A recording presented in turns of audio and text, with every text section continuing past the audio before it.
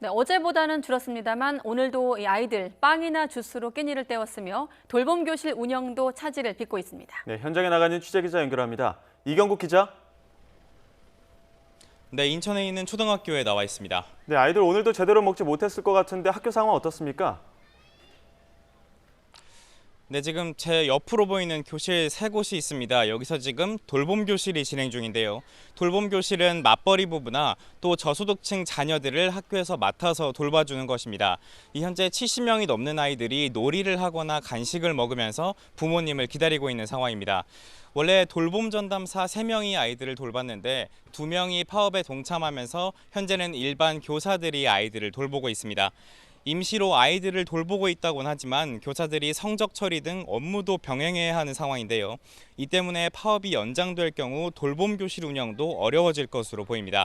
학부모들은 걱정을 감추지 못하는 모습이었는데요. 직접 목소리 들어보겠습니다. 애기 친구 엄마한테 부탁을 하거나 그런 식으로 할 수 있는데 다른 분들은 이제 솔직히 힘든 분들 많죠. 또 같이 이제 와이프랑 직장을 다니다 보니까. 네, 이와 함께 아이들의 식사도 차질이 빚었습니다. 어제와 마찬가지로 오늘도 학교 측이 준비한 빵과 주스 등이 급식으로 제공됐습니다. 학교 조리실무원의 파업 동참으로 식사 준비에 차질이 생겨서 대체 급식이 준비가 된 겁니다. 이 학교의 경우에는 7명의 실무원 가운데 5명이 파업에 동참했는데 내일까지 파업이 이어집니다. 어제와 비교해 달라진 모습은 이 도시락을 싸온 아이들이 눈에 띄게 늘었다는 겁니다. 주먹밥 등 부모님이 싸준 도시락을 먹는 모습이 식사 시간 내내 교실 곳곳에서 눈에 띄었습니다.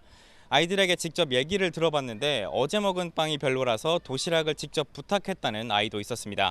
학부모들도 어제 아이들이 집에 와서는 또 밥을 먹거나 간식을 챙겨 먹었다면서 새벽같이 일어나 도시락을 준비했다고 말했습니다.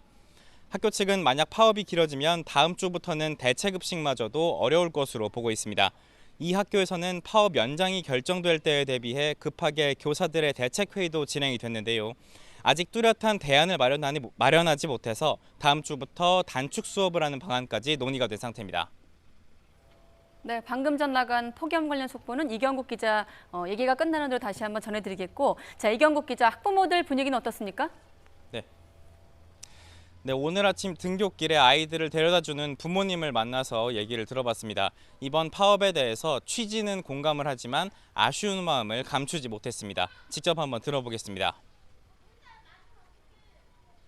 개선돼야 될 게 있으면 개선돼야 될 거라고 생각을 하고, 일단 학부모 입장에서는 아이들이 피해 아닌 피해를 받으니까. 네, 반면 파업 자체에 강한 불만을 드러내는 학부모도 있었습니다. 입장이야 조금씩 달랐지만 학부모들은 한 목소리로 학교 운영이 속히 정상화되기를 바라고 있습니다. 지금까지 인천에 있는 초등학교에서 YTN 이경국입니다.